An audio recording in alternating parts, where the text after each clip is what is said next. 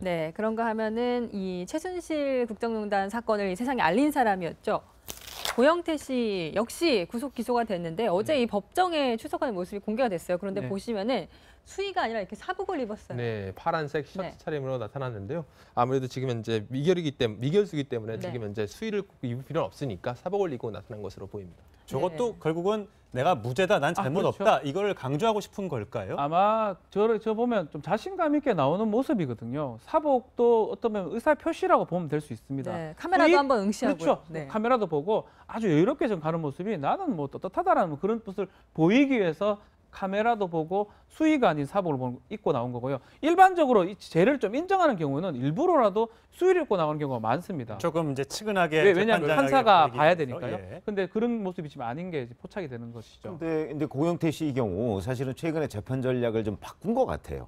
무슨 얘기냐면 검찰이 그동안에는 이제 자기한테 상당히 호의적이라고 생각을 했잖아요. 근데 본인이 구속되고 나서는 그런 모습이 없으니까 검찰을 공격하기 시작했어요. 이제 고영태 씨 변호인도 마찬가지고 검찰에서 부당하게 내가 대접을 받고 있다 또는 뭐 검찰이 강압적으로 수사를 한다 뭐 이렇게 지금 항변을 하고 있고 심지어는 뭐 그 자기가 조사받을 때 뭐 검사들이 막 큰 소리를 치고 뭐라고 했다 뭐 이런 것까지도 얘기를 하고 있거든요. 그런 걸 보면 수의를 입다가 갑작스럽게 사복으로 바뀌어 입었잖아요. 네. 이것도 아까 얘기한 그런 거와 맥락을 같이 해서 이제 검찰에서 내가 진술했던 거를 뒤집을 수 있다라는 그런 의미로 저는 재판 전략을 바꾼 것이다. 이렇게 봅니다.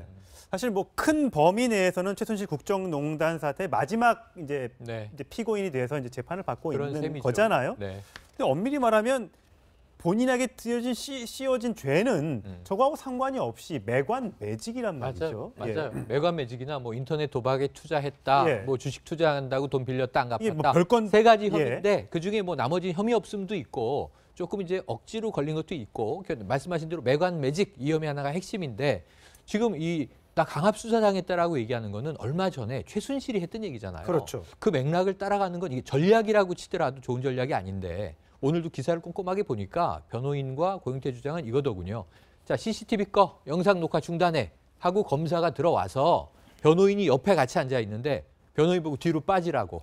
그래서 이제 법적 조력을 받는 것을 방해했다라는 거예요. 근데 검찰은 협박이나 위압이 절대 아니었다. 근데 이 변호인이 뒤로 가서 앉으세요 한 거 맞는 것 같고 그 뒷자리라는 게 옆자리에서 뒷자리가 1m 거리 이내기 때문에 그냥 이제 앞 마주보고 이제 신문을 해야 되니까 그렇게 한 것인데 그때 변호인은 강하게 반박을 했기 때문에 아니 겁을 먹었다면 이렇게 강한 반박을 변호인이 어떻게 했겠습니까? 당당하게 변호인은 주장을 했다. 피고인의 권리를 그러니까 이제 피의자의 권리를 그렇게 이야기를 해서 양쪽의 입장이 맞서고 있거든요. 근데 어쨌든 그 영상 기록은 없어요.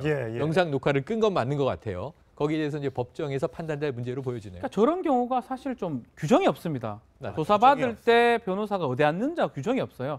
일반적으로는 검사실의 의자 위치에 따라 앉습니다. 왼쪽에 앉으면 앉았고 뒤에 앉으면 뒤에 앉는데 그래서 이번에 아마 고영태 씨하고 변호인은 검찰하고 조금 대립된 구도를 갖고 싶은 것 같아요. 이게 좀 보도가 되든 아니면 항고라는 준항고 절차를 통해서 법원에 알리고 싶었던 게 아닌가. 그러다 보니까 조사하던 손부장하고 부장검사하고 마찰이 되고 그 부분이 좀 언론에 보도된 것으로 보입니다. 자, 고영태 씨에 대한 재판 이제 시작됐기 때문에 다른 국정농단의 피고인들과는 달리 오래 걸릴 것 같습니다. 지금 벌써 최순실 씨나 정호성 전 비서관은 구속된 지 6개월이 다 돼서 되고 거의 끝나가는 상황이에요. 거의 끝나가는 상황. 구형까지도 나왔죠. 그렇죠. 그런데 이제 그 재판부에서 박근혜 전 대통령과 같이 선고를 해야 된다. 공범 관계이니까. 같이 선고를 해야 된다는 것 때문에 아마도 이제 구속 기간 6개월이 지나면 석방될 가능성이 있어요. 석방되고 나중에 박근혜 대통령 재판 이제 거의 끝날 때쯤에 그때 함께 선고할 가능성이 높습니다.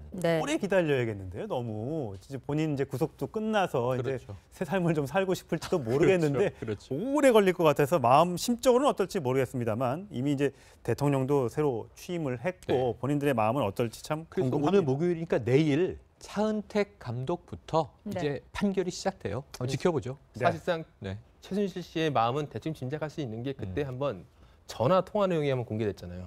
이거 다 공개되면 죽음이야. 사실 그 생각을 지금도 하고 있지 않을까 그렇게 생각해 볼 수 있을 것 같습니다. 네, 그런가 하면은 이 최순실 국정농단 사건을 이 세상에 알린 사람이었죠. 고영태 씨 역시 구속 기소가 됐는데 어제 이 법정에 출석하는 모습이 공개가 됐어요. 그런데 보시면은 수의가 아니라 이렇게 사복을 입었어요. 네, 파란색 셔츠 네. 차림으로 나타났는데요. 아무래도 지금 현재 미결수기 때문에 네. 지금 현재 수의를 꼭 입을 필요는 없으니까 사복을 입고 나타난 것으로 보입니다. 저것도 네. 결국은 내가 무죄다, 난 잘못 그렇죠. 없다 이걸 강조하고 싶은 걸까요? 아마 저 보면 좀 자신감 있게 나오는 모습이거든요. 사복도 어떤面 의사 표시라고 보면 될 수 있습니다. 네, 카메라도 수의- 한번 응시하고요. 그렇죠. 네. 카메라도 보고 아주 여유롭게 좀 가는 모습이 나는 뭐 떳떳하다라는 그런 것을 보이기 위해서 카메라도 보고 수의가 아닌 사복을 입고 나온 거고요. 일반적으로 이 죄를 좀 인정하는 경우는 일부러라도 수의를 입고 나오는 경우가 많습니다. 조금 이제 측은하게 왜냐하면 재판장에게 판사가 큰 범위 내에서는 최순실 국정농단 사태 마지막 이제 네. 피고인이 돼서 이제 재판을 받고 그런 있는 셈이죠. 거잖아요. 네. 근데 엄밀히 말하면 본인에게 씌워진 죄는 저거하고 상관이 없이 매관 매직이란 말이죠. 맞아요. 매관 매직이나 뭐 인터넷 도박에 투자했다, 예. 뭐 주식 투자한다고 돈 빌렸다 안 갚았다. 이게 뭐 별건 세 가지 예. 혐의인데 그 중에 뭐 나머지 혐의 없음도 있고 조금 이제 억지로 걸린 것도 있고 말씀하신 대로 매관 매직 이 혐의 하나가 핵심인데 지금 나 강압 수사당했다라고 얘기하는 거는 얼마 전에 최순실이 했던 얘기잖아요. 그렇죠. 그 맥락을 따라가는 건 이게 전략이라고 치더라도 좋은 전략이 아닌데 오늘도 기사를 꼼꼼하게 보니까 변호인과 고영태 주장은 이거더군요. 자, CCTV 꺼, 영상 녹화 중단해 하고 검사가 들어와서 변호인이 옆에 같이 앉아 있는데 변호인 보고 뒤로 빠지라고.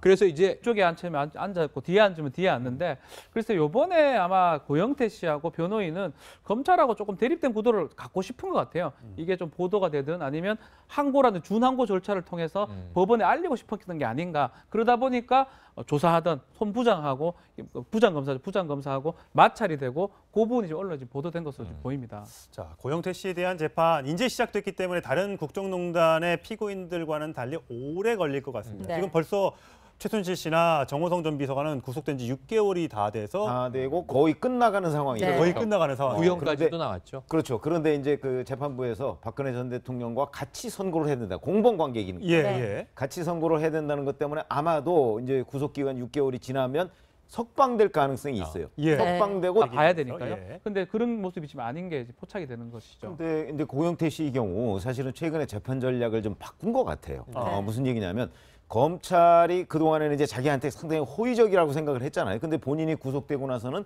그런 모습이 없으니까 검찰을 공격하기 시작했어요. 이제 고영태 씨 변호인도 마찬가지고 검찰에서 부당하게 내가 대접을 받고 있다 또는 뭐 검찰이 강압적으로 수사를 한다 뭐 이렇게 지금 항변을 하고 있고 예. 심지어는 뭐 그 자기가 조사받을 때 뭐 검사들이 막 큰 소리를 치고 뭐라고 했다 뭐 이런 것까지도 얘기를 하고 있거든요. 그런 걸 보면 수의를 입다가 갑작스럽게 사복으로 밖에 입었잖아요. 네. 이것도 아까 얘기한 그런 거와 맥락을 같이 해서 이제 검찰에서 내가 진술했던 거를 뒤집을 수 있다라는 그런 의미로 저는 재판 전략을 바꾼 것이다. 이렇게 네.